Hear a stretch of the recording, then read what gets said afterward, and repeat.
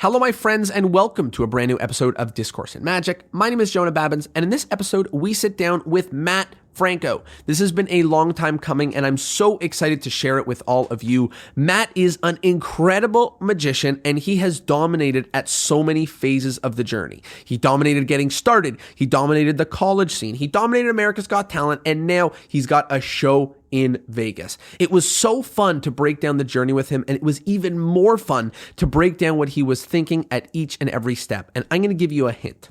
The reason why Mat is the best and he's going to stay the best is because he's got his eyes focused on one thing. It's not fame, it's not fortune, it's doing awesome magic. We talk all about it in this episode. I had a lot of fun, and I know that you will too. Here is a wonderful time with the one and only Mat Franco.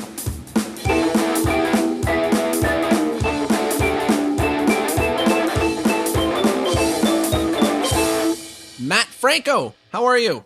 Fantastic. Hey, Jonah, how are you? Doing well, despite the weirdness, but it is now officially 2021, so we are used to the weirdness by now.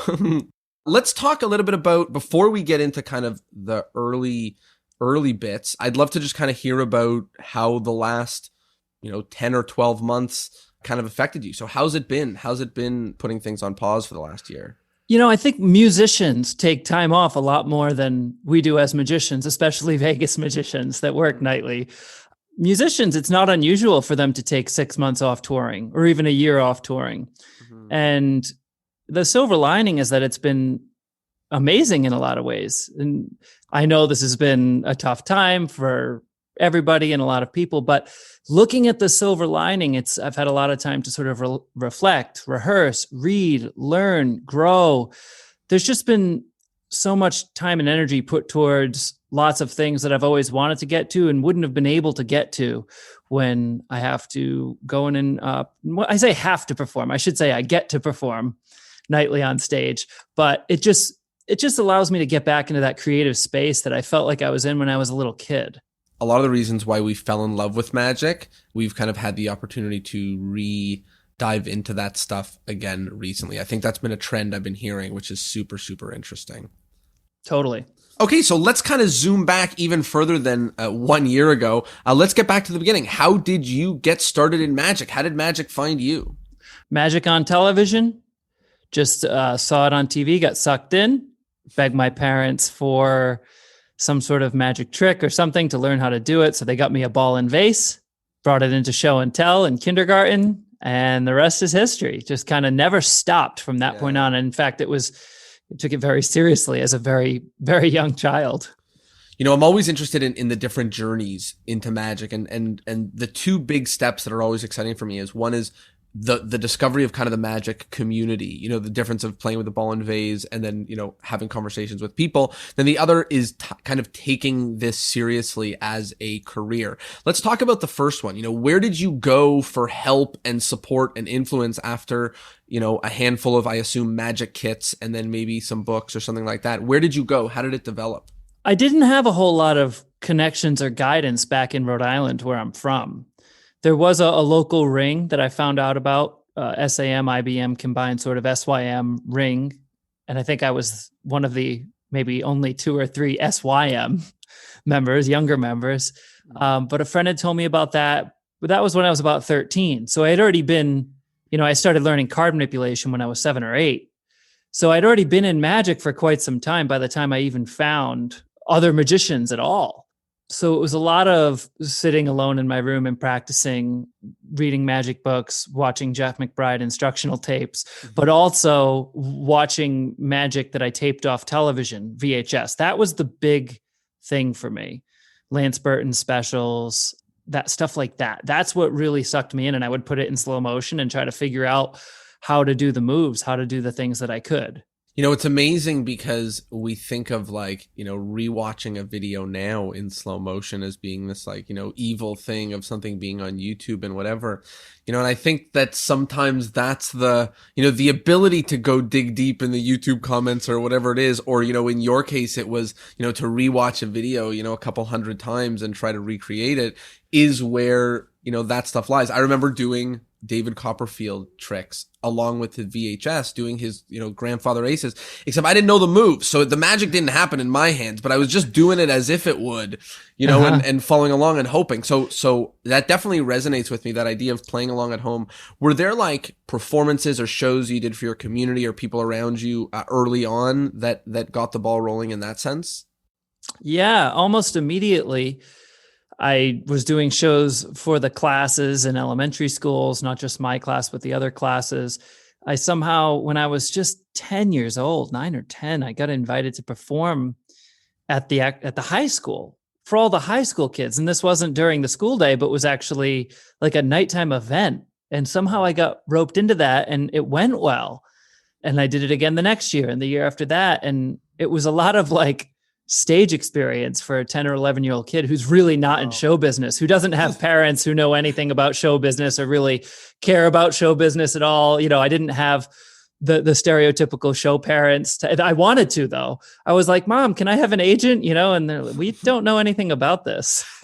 How does that keep going? How do you say, okay, I want to do this? Did you even think of other career paths, or was it kind of more and more of this pretty obvious to you from the get? I was too young to even really know what a job or career was. Awesome. And I wanted to be in Las Vegas doing magic just because that's what I saw Lance Burton doing. Did you just pack up your bags, move to Vegas? I know obviously America's Got Talent is going to play a role somewhere in here, but how did you take magic seriously as a young person trying to do this professionally? Well, as I started to get a little bit older, so as I got into my teen years, I started to understand what it meant to make a living, even just in high school, 13 years old, 14 years old. And I started to sort of let the Vegas dream go. That wasn't really what I was necessarily focused on at that point. Right. It was more of realistic goals of, it'd be really cool to be able to do magic full time and make a living doing it. So I performed any chance I could. The advice I had gotten was perform as much as you can for as many different types of audience as you can. And when I say I got that advice, I didn't really get it personally. It was just something Jeff McBride said. Yeah. On one of his instructional tapes. Right. But so I did. Birthday parties, libraries, schools, anywhere that would have me, I was performing during high school. And then all through college, I studied marketing in college to support my magic habit. Was there like any moment, like when you went to college, was it to learn marketing to support magic? Or was it like, to learn marketing to have a backup? Or was it like, as I'm learning this to accent my magic? That's a good question. At the time, I probably would have said that it's a backup plan. I probably would have said that. In retrospect, I'm not sure if it really was. Right. It was really for the magic, and maybe out of fear, I would say it's a backup plan. Just in case things didn't work out, I could say this was the plan. Yeah, it was really for the magic. And after I finished school, I immediately started doing magic full time.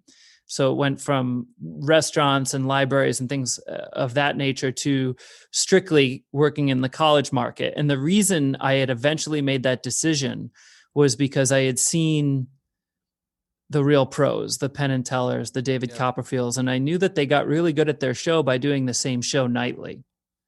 And I wasn't going to get to that level of polish or even close to it if you're doing a show for families, children one day, for college students the next, and then a suited up corporate audience the day after that. I couldn't get in the right flow. So I just tackled the college market and let everything else go. And I focused all my marketing efforts and all of my creative efforts and all of my magic efforts towards working for college students. And I really loved that. And I did that for 4 years.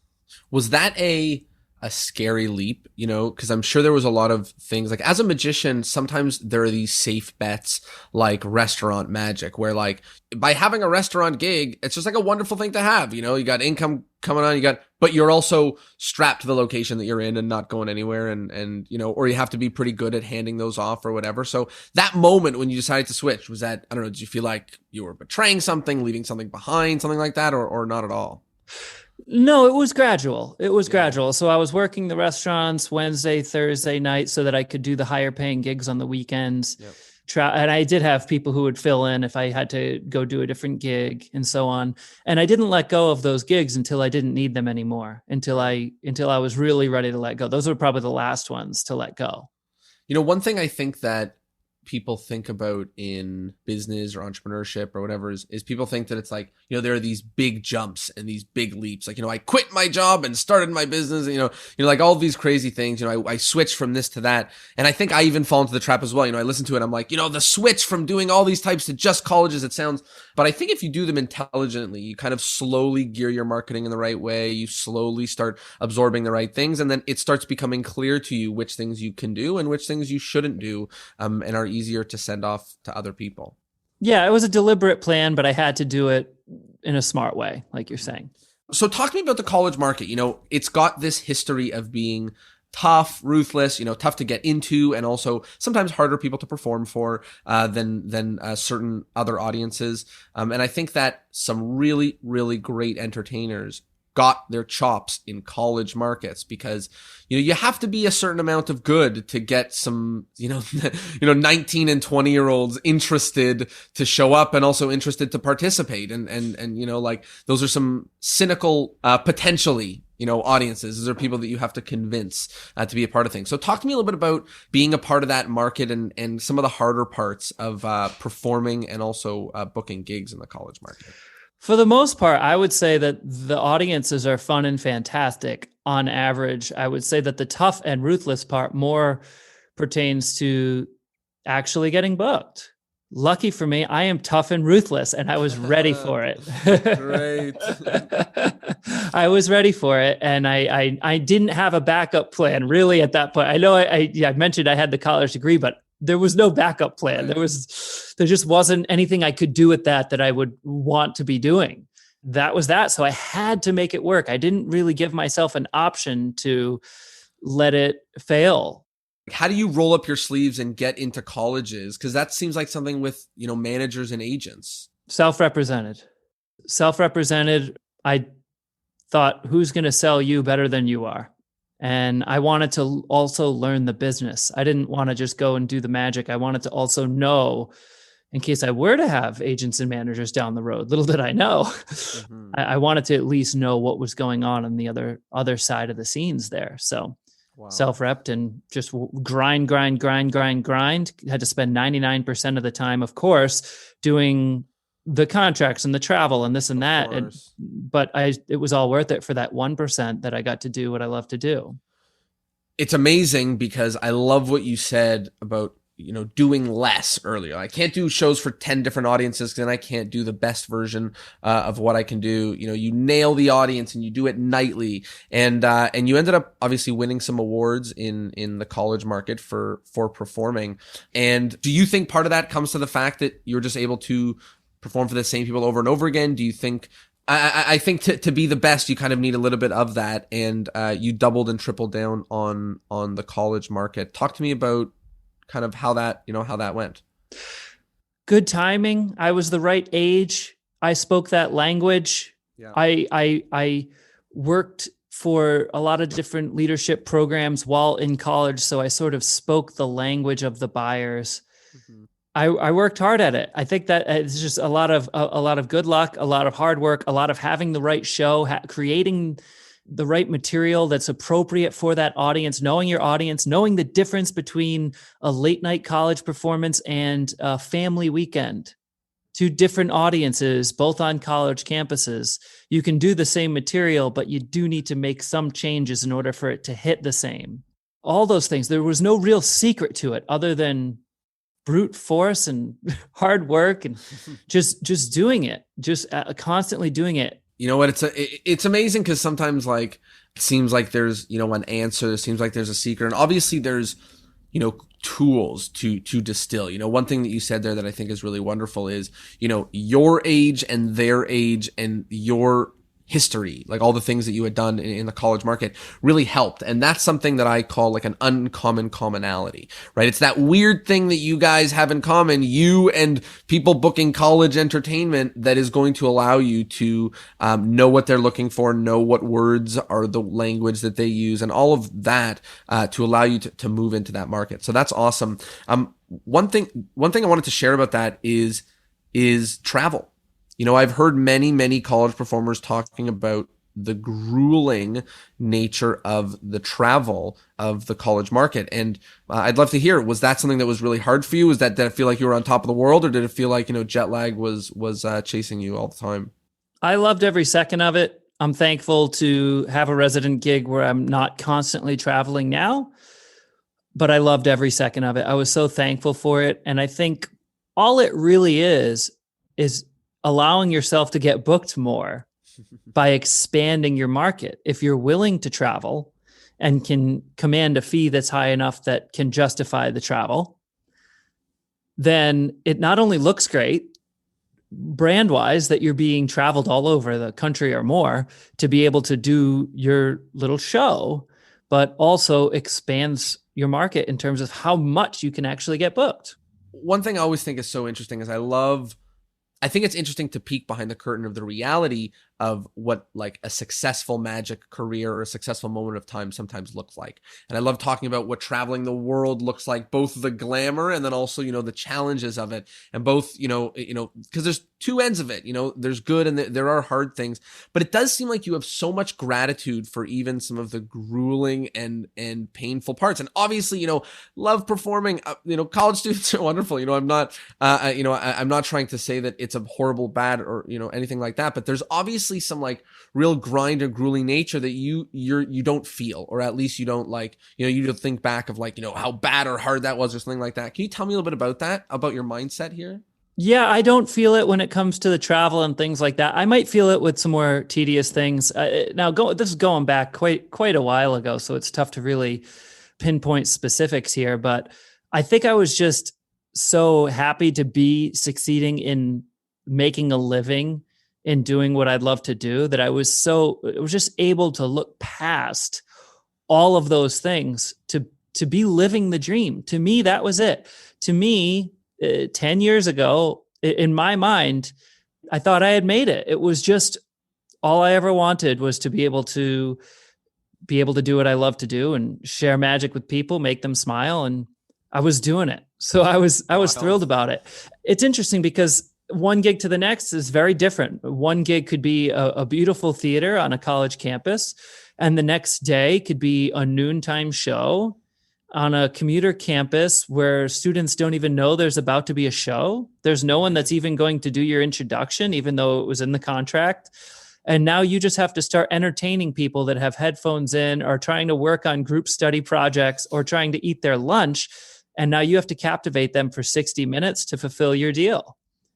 Those are sometimes the best gigs if you learn how to work the room. And those are the gigs I think that really make you better. I think all the gigs make you better. Yep. But those tough ones are something else.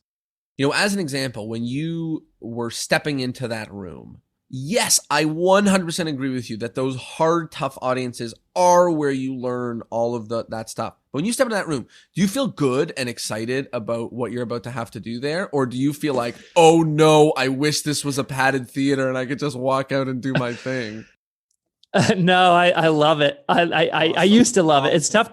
It's tough to say now. I mean, I like not now, but it's tough to say. I like to think it's like riding a bike. I like to think that I could walk into any room and still do that. I just don't have the same level of confidence that I would have had, say, 7 years ago, because I was doing it different room every night, different conditions, different performing conditions, always some sort of challenge to overcome. I personally loved that. And I loved adapting to the different venues. I know I've mentioned Jeff McBride already too many times here, but I saw him perform in Salem, Massachusetts when I was probably 10 or 11 years old in a church.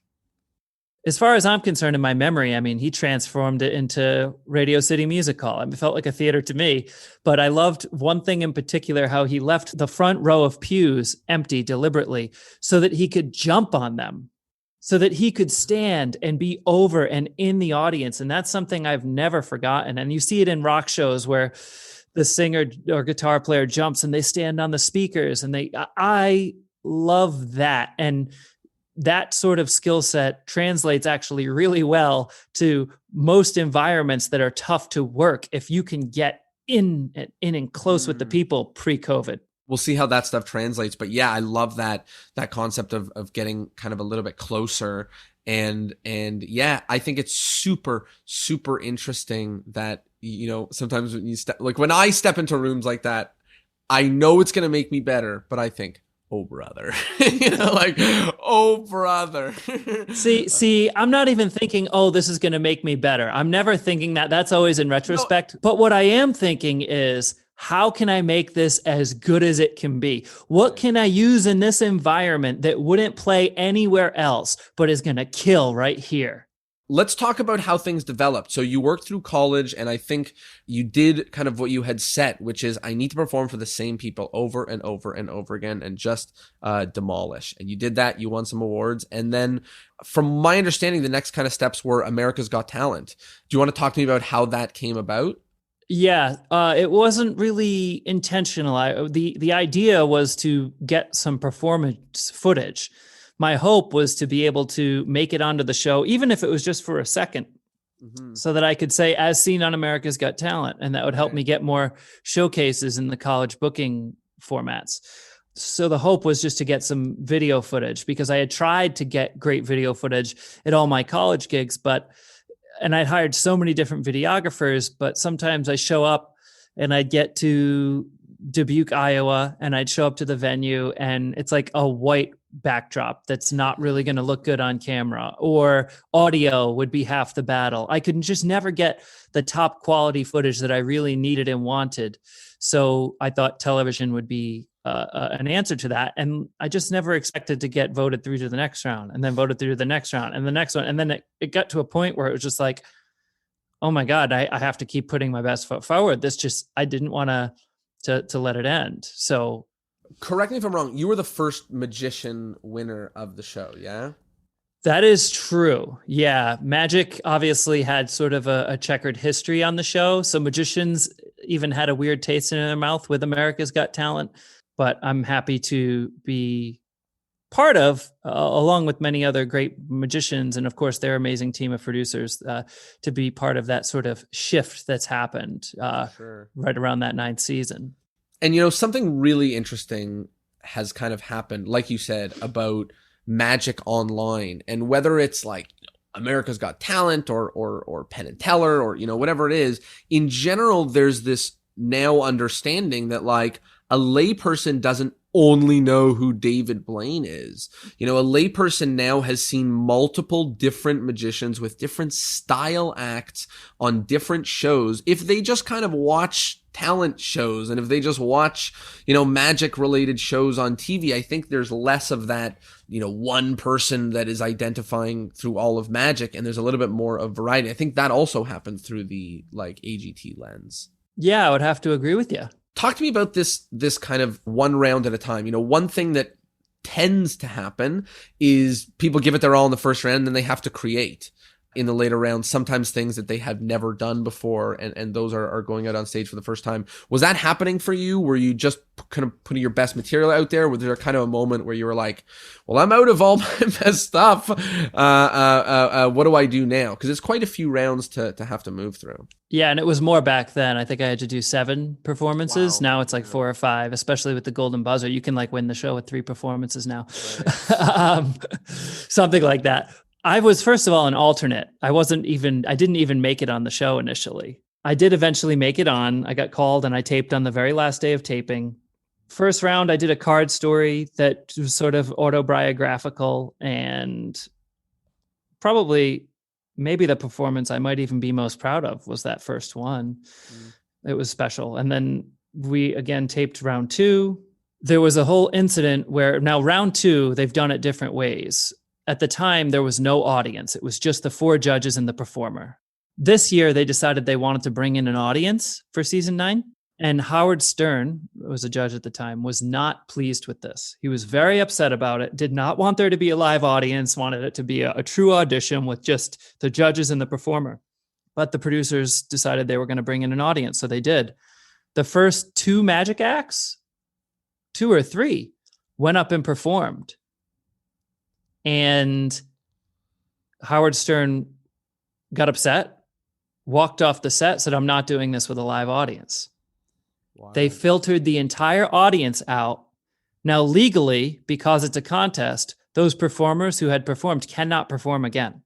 Now, they can still be on the show because they were stage illusions. So in post-production, you can show the act on stage. Yeah. You can cut away to the judges by themselves with no audience, and it works. Had I performed, there would have been no fixing it in post-production because I was doing things that were interactive with the judges. There's just no way to show me and then a shot of Howie without seeing audience behind him. So it would have been lost. I would have literally just disappeared from the show with no explanation. They probably still would have showed my audition, but then I would have disappeared just by bad luck. So I was very lucky that didn't happen. Wild. Just by timing, just because of where my name fell in the alphabet or what. I didn't. It's crazy. It's a little bit of luck, obviously. It's a little bit of preparation, but all these crazy little moments. And then walk us through the next round. What happened next? Yeah, it's a lifetime of preparation, really. Next round, I did another interactive card magic thing at the table, but everything I did was customized and interactive with Howie and Mel B and Heidi Klum and Howard Stern. And I got voted through. And then after that, you're on to the live shows. Mm-hmm. So once I get to the live shows, I was it was a mixture of relying on the sleight of hand that I had honed over the years and bigger elements to make it play big. I was always conscious of them, not wanting them to say, oh, make it bigger. Can it be bigger? Because that was a big thing on the show for a long time. So I would always add sort of an intimate element, an interactive element that was relatable for people, where I could be a human, not just a person on stage waving my arms around. Wanted to connect with the home audience and with the stars of the show. But I also added an element on stage that would tie into it. And I didn't mean to create that formula, but I did. If you look in the quarterfinals, I do have a card selected or two, and then there's a giant fireball appears on stage. The card appears. I made a card appear in Howie Mandel's back pocket, which I had to do for real. Again, it's a contest. There's no stooging. I made Mel B's cell phone in the semifinal round disappear, small item, but it gave the illusion of scale by going into the audience, getting the audience to stand up out of their seats so I could cut open a seat cushion to find Mel B's phone, something obviously I created for the show. Mm-hmm. Some of this stuff is like your material, and then you make maybe a 1% or 2% tweak to make it play for the show. And then some of the stuff like you're talking about was created for the show. Were there people you were working with and calling, was it just you and a pen and a paper and let me try it out and then let's go do it live? Like help me understand what that was like. Yeah, honestly, I didn't really have a huge support system. Now, part of the reason I went on the show in the first place, Eric Diddleman was on season 7. And that was a huge inspiration for me. It was so exciting I was there live in the audience watching him perform, and it was exhilarating, and he did a fantastic job. And I know he mentioned to you when he spoke on your podcast that he and I have worked together informally for a long time as friends. So I would bounce a lot of things off of him late night in the hotel lobby or whatever. But it really wasn't a huge circle and a couple of non-magicians as well. My now wife, girlfriend at the time, who's not a magician, but has great input on my work and so on. And honestly, the phone in the seat thing was her idea. She said it to me in a diner back in Rhode Island. And I said, no, that's crazy. They would never let me do that's ridiculous. They would never let me do that. And then after I got voted through in the quarterfinals to the semifinals, I had to wake up the next morning. It's like 7 or 8 in the morning. There I am in Radio City, and I have to go into the little back meeting room backstage to meet with the creative director, the executive producers, and pitch my idea for the following week. And I was strapped. I went into that little memory bank of that conversation I had with Tiana, and I was like, I could cut open a seat and like make a borrowed item appear. And they're like, yeah, that's good. Let's do that. I was like, okay. Now I have to figure it out. Exactly. How do you have a whole show, put the cameras and stuff and everything in place for an effect you haven't invented yet? Like, you kind of know what it looks like, but you don't know, you don't know how it works. Like how do you do that? How do you allow the balls to be set in motion? And then like, they're like, where do you need the camera? Camera 1. You're like, I don't know. I'll call you back. Like, how do you handle that? I was young, stupid, naive, and tenacious. That's it. I didn't have all the answers, but I knew how to problem solve and I knew how to work with a team. I never had a team before, but their team is the best in the world. So to be able to have any support whatsoever like that was amazing to me. So I was able to sort of utilize their expertise in television and production and theater and combine it with mine. You know, if you look at the finale performance, I did Out of This World. That's a card trick we all learn probably pretty early on. And it's a phenomenal card trick, don't get me wrong. But why did that work? Why was that $1 million card trick? Well, there were humans on stage representing playing cards. There was an element that made it bigger. This wasn't something that I knew how to do either, but I was just willing to think big. I wasn't afraid to just throw out crazy ideas and try to solve them. Now, that's the thing. If you throw out crazy ideas and they say, okay, let's do it, you have to produce. Right. So it was a careful line of being careful, but also wanting to be there the next week to help them create good television. So by saying, I'm going to have a human deck of cards on stage, well, look, it works with playing cards. There's got to be a chance I can make it work with humans. Sure enough, there was. One of the things that strikes me as being so wild is the pressure.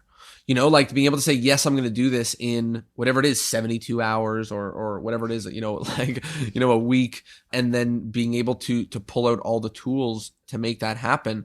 I don't know. How do you prepare for pressure like that? You know, like you were saying, like, I'm young, naive, stupid, working hard, you know, like, but if somebody's listening to this and they're like, you know, how would I handle that situation? How could I possibly, you know, handle? Is there any preparation or really like you just got to kind of just like ride the waves all the time? I can't emphasize enough. Honestly, I really did. I still consider myself a beginner in Magic. I really, really do. And I have friends, heroes, and mentors like Bill Malone, for example, who are a bit older than I am, who still considers himself, looks at Magic with a beginner's mindset. And that's inspiring to me. So now, having said that, I can't emphasize enough. I went into America's Got Talent at 25 years old with 20 years of experience of studying Magic very, very seriously. Now, I know that sounds ridiculous at 5 and 6 years old, but it was what I was into. It was my number one passion. And obviously, actually, in those early formative years, you are like a sponge, I believe. I think that was, I learned a lot of the sort of rudimentary parts of Magic at a very young age.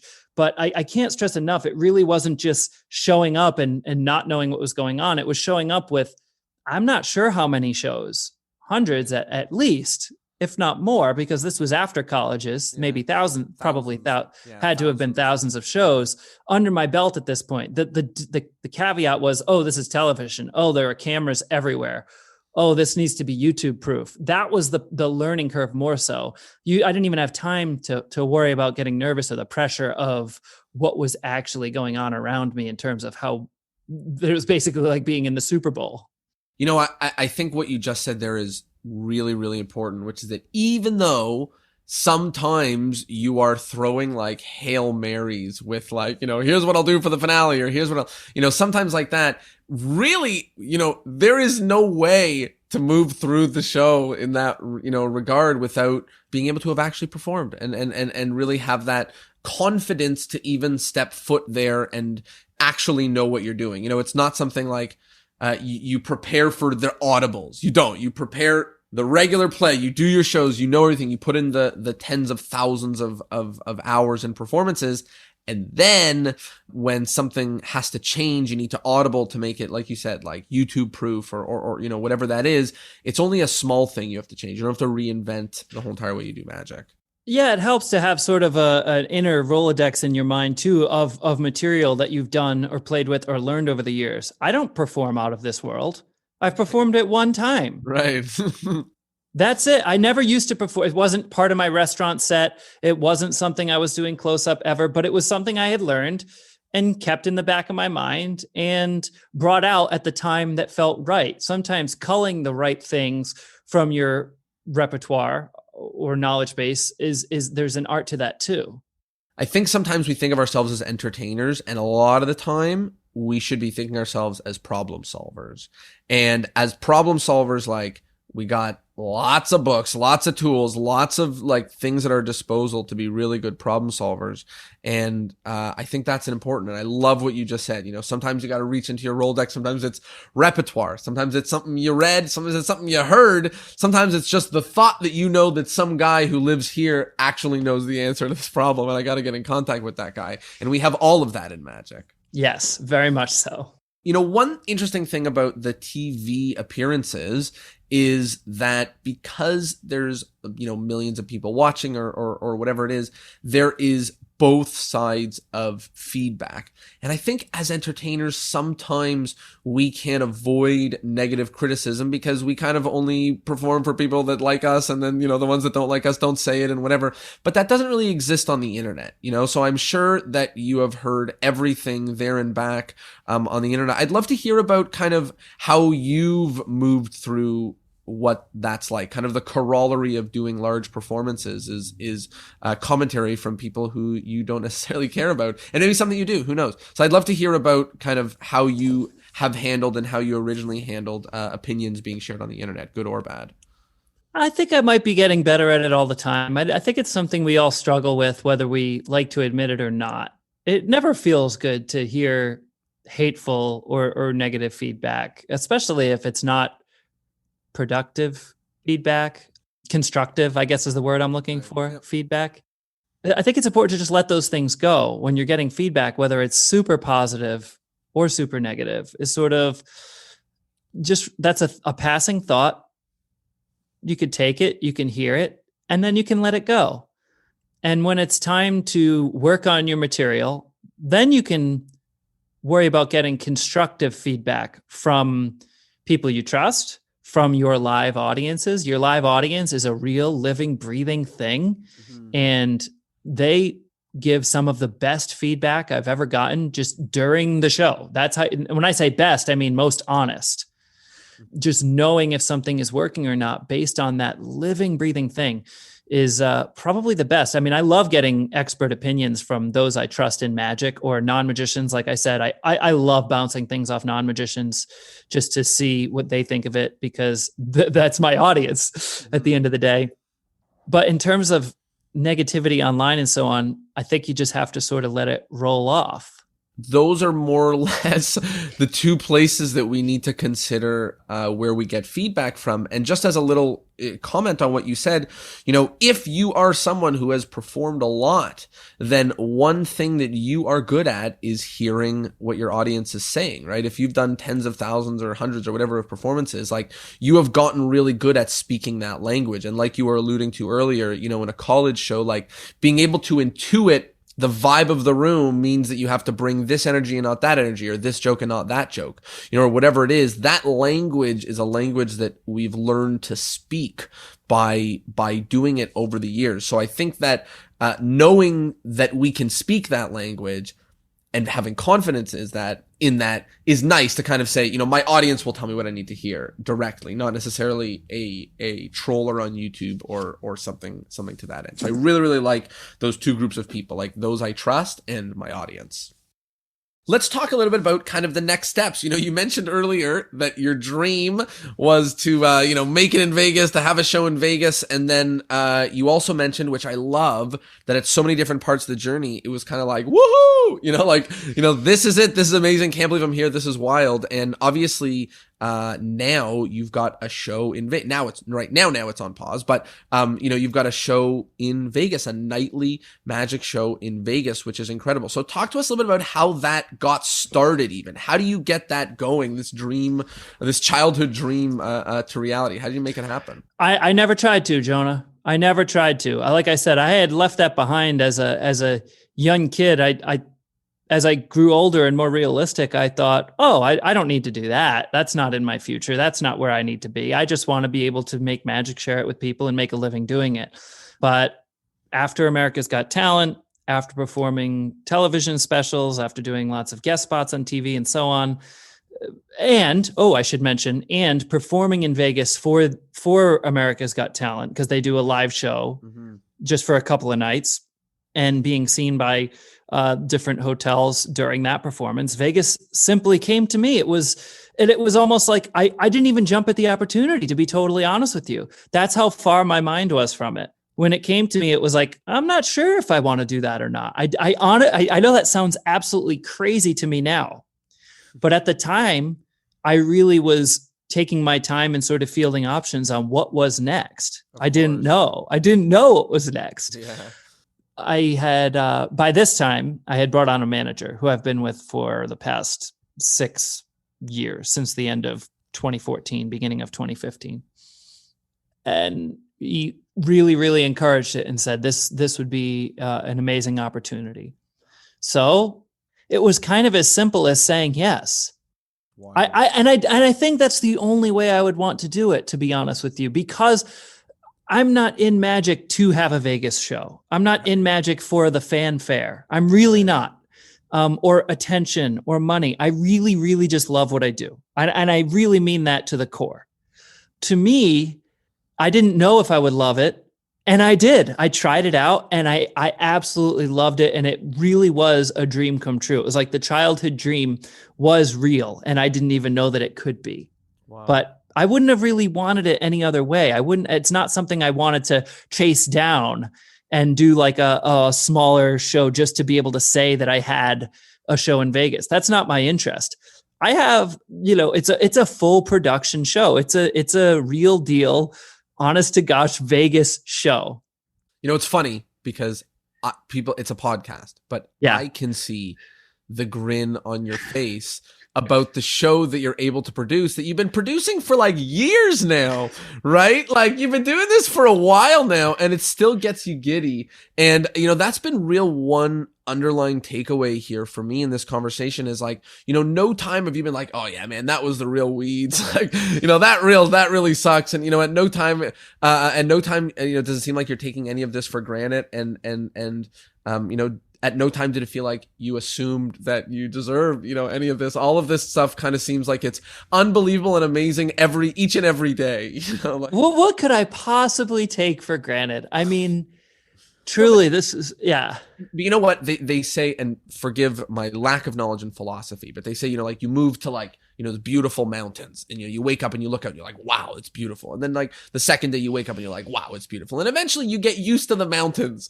you get used to the mountains. And it seems like you haven't yet gotten used to the mountains, which is amazing. It's amazing that there's still this joy that you're like, I can't believe I get to do this show. What's the secret to that? What's the secret to not letting these, a lot of us are literally living the dream, no matter what scale we're doing this. Yes. If you're a professional magician, like you're living the dream. And I think the way you put it earlier is right on the money, which is like, you were living the dream and you were making a full-time thing, doing it at restaurants 2 days a week and doing it at private things. And you were also living the dream and you did it at colleges, and you were also living like all of it, it's all kind of, making this happen. How can we shift our mindset to kind of remember that, that it's awesome that we've done it, even part-time, whoever's doing it, this is so damn cool.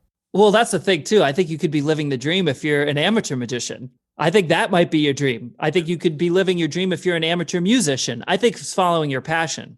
And if you're not living your dream by doing whatever it is you're doing, and if you're unhappy with it, do something else, find it, try to find that passion. Now, that's one thing I do take for granted is I've grown up my whole life knowing exactly what I wanted to do. I do sometimes forget that not everybody does. And maybe I'm preaching to the choir here. Lots of magicians learned very early on that this was their passion, but I forget at least that most people don't just wake up at 4 years old and say, I want to have a job performing magic on stage in Las Vegas for a living. No, they get to college and are still undecided, right?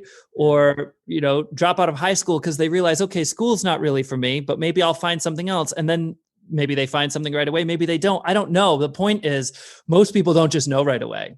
Mm-hmm. And that's the part that I'm thankful for. So you ask, how do you live your dream? I think step one is figuring out what that dream is. Magic is a really, really amazing thing because there's so many opportunities, like you said, for people to live live their dream inside of magic. It might be, there's so many different scales that could be true. It could be performing for your friends. That is literally being able to do magic like we've seen. You watch magic, you're like, oh, I would love to do that. Now you could do it, because not every trick is like really that hard. Some are hard, but not all of them, and like, and you can do it. And I think, we want to perform on big stages and small stages, and we can do it. And I really love the excitement that you bring towards the stuff that you've been doing for many years now. And that you don't kind of look at it with any of these negative eyes. I think it's very easy to be cynical about some of our past and some of the different places that we've been. You know who inspires me? Donny Osmond. Now, Donny and Maria, this is before your time, before my time, but because they had a show here in Vegas, I ended up there one evening, and the music is before my time. I had the greatest time at the Donny and Marie show at the Flamingo, it's no longer there, but Donny's opening up a solo show here in Vegas. But listen to this. Listen to why I'm bringing this up. Donny's not a magician. He's an all-around entertainer, musician, singer. Probably, he looks 25. He's probably 60. The enthusiasm, and he was a child star and famous his entire life with his brothers, the Osmonds, and his whole family. This guy performs on stage nightly in Vegas with so much energy, so much charisma, so much passion. I sat in that theater thinking, I want to be Donny Osmond. Not literally, but I want to have that. I hope that I have that same enthusiasm, which would be 30 years from now for me, a whole lifetime of mine from now. He still has that enthusiasm in spades. Maybe even compared to me, he has enthusiasm. So that's inspiring to me. Look, it's awesome that I have it now, but I'd love to have it later too. And if I don't, I'd like to think that I would stop. I want to touch on again what we said earlier. You mentioned, you saw Penn and Teller, performing for the same audiences over and over again. And now you're kind of doing what Penn and Teller are doing, which is you got people who are coming to Vegas, many of them who are there looking for entertainment, many of them who are coming just to see you, which is bonkers. And, talk to me about how that magic is different, how performing magic on as I think you put it, like a real life Vegas show, how is that different than what you were doing or feeling going into a college where you kind of have to woo them for the first half of the show? You still have to work for it, which I enjoy. It's different than doing, because we do some touring shows on off weeks, and it's different than when you go to Atlantic City or Kentucky or Indiana or a place where people don't have entertainment all the time, where they get the tickets 3 months in advance and look forward to going to the show. Vegas, people are looking for things sometimes right before they leave for Vegas, sometimes when they land in Vegas, when they get to the airport, they decide. Sometimes that night, if there's tickets available, they'll say, let's go see XYZ. Let's go see this on a whim. A Vegas audience is an audience definitely that has high expectations, of course, and definitely wants to be impressed. So you got to come out swinging. It's really no different in that regard to me. And look, I'm not interested in resting on laurels anyway. If I could, I'm not even sure that I can, but even if I could, I wouldn't want to. Right. I want to bring something new to the table. In fact, I've spent this downtime literally. We're doing renovations in the theater. Awesome. We're working on new material for the show. I've brought in some amazing creative partners that I'm working with in terms of scenic design, changes in lighting, changes in music, how to refresh the show for 2021. And I think that's just sort of practicing what I preach here. It is awesome to be able to go full circle on this from the beginning of this conversation, where this downtime has been like, a little tiny blessing. And now that we have kind of returned back to the present, it's really awesome to think about this little pause and this little break as another opportunity to reinvent and to get creative. And I think that's been some fun for a lot of people, but I really enjoy hearing that from you, that you're enjoying this downtime to kind of get back into kind of the nitty gritties of some of that fun stuff in magic that we like to do, but sometimes we don't have the time to do. And, you mentioned it earlier, when you're doing nightly shows, you don't really have that much time to make a giant change to the theater or, ring in a brand new effect or scenery or whatever. It's a timing problem to be able to pull that off. It's not just a creative problem or enough, mental bandwidth. Is you literally cannot do it with timing, with manpower. It's not possible. So I think there's a little blessing in disguise there that's been going on. Talk to me about if somebody is like, oh, jonesing so much to come and see the show as soon as this is all over, as soon as they can. What can they expect? What are they going to see at your Vegas show? There's a lot of stuff that magicians will enjoy. There's a lot of magician's magic. There's a lot of sleight of hand. There's a lot of creative stuff. The ending of the show changes every night based on what happens throughout the show. There are some magician foolers, which is great. There are things that have had 3 or 4 different methods, like the same effect. The effect stays the same, but I've worked on it over the past 10 years, and I've literally gone through 4, sometimes more methods. So like if you've seen it before, you come back and then you go, oh, wait a minute. Wait, he never touched it this time. What happened?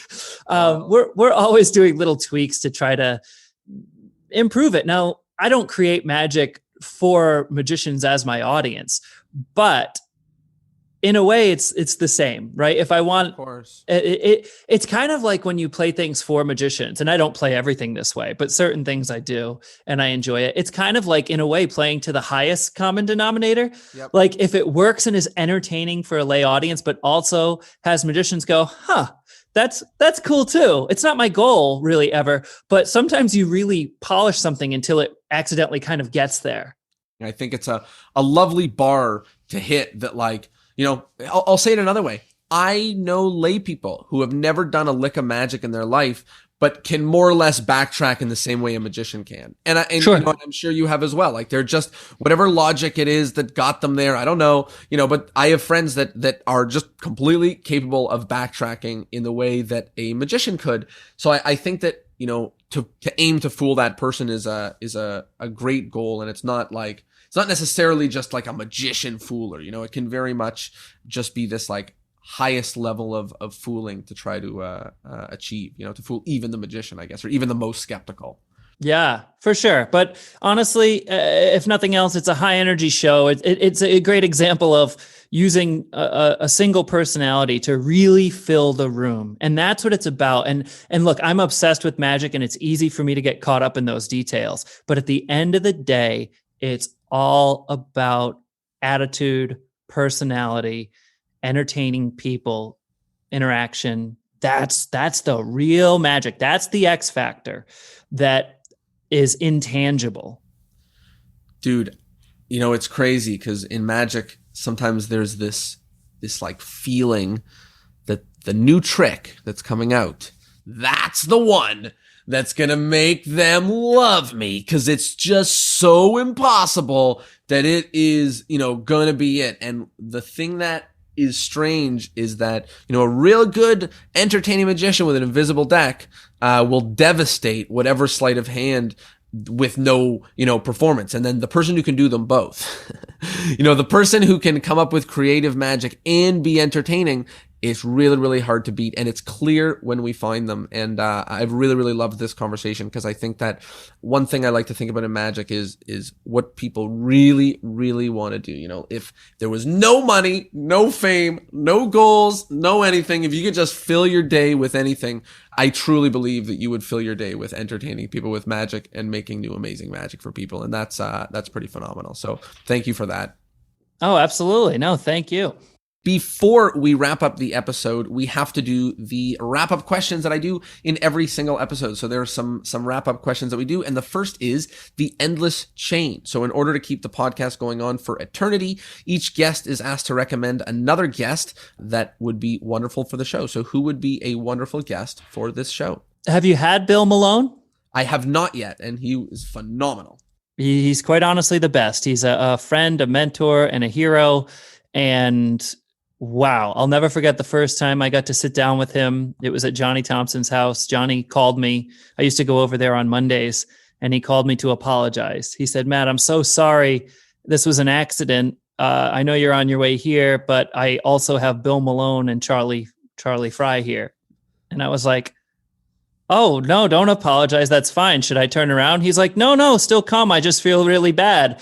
And boy, to be a fly on that wall was quite the time. But Bill's amazing. He's since become a great friend. Watching his hands work His technique is outstanding, and his way of thinking about magic is outstanding. He's writing a book, and I can't wait till it comes out. I love it. He's brilliant. I spent some time with him at Buffalo 52. Oh, that's cool. Yeah. He stopped by for like half a day or something one of the years recently before. Probably because he was working, Yeah. Yeah. And he's amazing. I remember watching all his stuff as a kid. He'd be a great addition. The next question is about modern magic. So obviously a lot has happened in the last year or even 2 years, in the world of magic. What's something going on right now, going on the 2020 or 2021 world of magic that you like, and something going on in the world of magic right now that you don't like? Well, I think the Carbonaro effect was great. I loved that it was a new way of, I think anytime a magic concept that's new comes in, that's like really good like that, or Fool Us, I think is great too. Yep. Just because it's a new way of getting magic on television that doesn't it does elevate it and it doesn't sacrifice the art for the sake of getting it on television. In Carbonaro's show, I really enjoy the angle of people experiencing magic that don't know they're experiencing magic. That's something we hadn't seen before. That's cool. That's unique. I think it's so creative, and I love watching the looks on people's faces during that. It's kind of like, I think magic very early on YouTube was related to pranks in this really bad rap. This like bad thing of like people dumping milk on the ground in a convenience store and like somehow that being related to magic. And I think now that is such a better relationship between magic and like prank or just for laughs, or something of that lens. So I agree with you. I really, really like that. Is there something you don't like right now in the world of magic? I won't say I don't like it, but I think it could be time for another shift. Is that I was talking to Bizarro the other day, and he used the word voyeuristic. There's sort of this, and this applies to even the Carbonaro effect, which I just complimented. So it's not a bad thing, but lots of magic since right around 99, 2000 has had this sort of voyeuristic approach where we're almost watching people watch magic. And it would be interesting now, after, say, 20 years of it, to really be able to feel that connection, be a little bit more invested where I'm the one, or the viewer is the one watching the magic, as opposed to watching someone else watch magic and watch them react to magic. I'd love to, if there was a way we could, for some period of time, get back to the more direct approach. That would be cool. I don't know if it's doable, but it would be really cool. I love that. That's a thought from somebody who knows a lot and who's seen a lot, and I really love that. And I think we do see a lot of, the best way to entertain an audience is to entertain a person in front of an audience.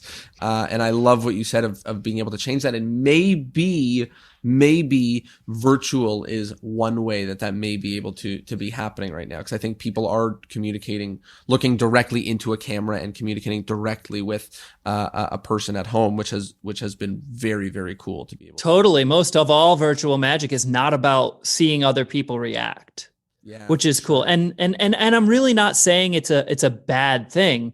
But since you asked the question, I do think that it would be interesting I'm just saying we've seen a lot of it now. Mm-hmm. It'd be interesting to see that next shift and how that goes, or be part of that next shift. Really interesting. Love that. The next thing is the take home point. So people have been listening to us talk about magic for a while now. We've talked about a whole bunch of different things. If there's like one most important thing for someone to distill from this conversation that you think is like, the take home for them to either move them forward or to remember when they think back to this conversation, what is that thing? At the risk of sounding cliche, I do believe experience is the best teacher. I believe you should follow your passions. And I'm also a big believer in good, solid technique with whatever it is you're doing. Not to overlook just good, solid base, a good, solid background and technique to be able, the toolbox to draw from that will allow you to create better things. If you get really good at the scales, you can write better songs. And the last thing is plugs. I know that you and Eric got a magic podcast started recently. Tell us a little bit about that and where else people can find you online and offline. Yes, Mind Over Magic with myself and Eric Diddleman. And we talk about magic stuff, whatever's on our mind, things that are going on with TV, America's Got Talent, whatever's going on in our daily life, we just hash it out. It's we enjoy getting together, even though we do it virtually because he's in New York, I'm in Vegas, but we have a good time, and we've had maybe 26, 27 episodes or so far. So we'd love to have anyone listening to this, if you've enjoyed, we'd love to have you be part of our conversation too. And you can find it wherever you're listening to this. Love it. Yeah. You know what? I think there's only a certain group of people that listen to podcasts. So if you're already the kind of person who listens to podcasts and listens to magic podcasts, if you like this conversation, there's really a high likelihood that you're going to enjoy Mind Over Magic. So definitely check it out. It's a ton of fun. And with that, I know we don't know obviously when COVID's ending, but when it does, where can people find you in Vegas? How can people come see your show? Of course, Instagram, Facebook, Twitter. I'm at Mat Franco Magic on YouTube, all those platforms. It's at Mat Franco Magic, Matt with one T, M-A-T, like a doormat, spelled a little differently. I know, don't blame me, blame my parents. My website, of course, matfranco.com. You can sign up for my newsletter and be the first to find out via email when we are going to get shows back on sale at the link. I also just want to take this time to say thank you for having me on here. I think you do a fantastic job with your interview. So it's really an honor view. An honor view? What the heck is an honor view? You can keep that in if you want.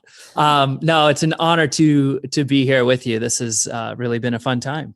Dude, real pleasure. Love everything that you've been sharing. And the big take home for me is that I think it's so easy. It's so easy to think back to some of the things that we've done and think about it as being hard and grueling, especially when you compare it, if you kind of move forward in your magic career, then where you are 5 years is different than where you were 5 years ago. And, maybe it looks a little better, maybe a little more glamorous. You have to do a little less of the nitty gritty, sometimes. And I love just the way that you've been like, it's awesome through and through. It's awesome early, it's awesome later. I liked making magic. I still like making magic. I'm making magic and I plan on making more magic. And that's just been a lot of fun. Well, I like what you just said, because people often ask, where do you see yourself in 10 years? And who the heck knows? Sometimes it's better not to set a specific goal, because if you set a more broad one, it allows you to go even further. I never would have set the goals of where I ended up today. I would have set smaller ones and I would have maybe hit them and been satisfied. But sometimes keeping a little more broad can be a good thing.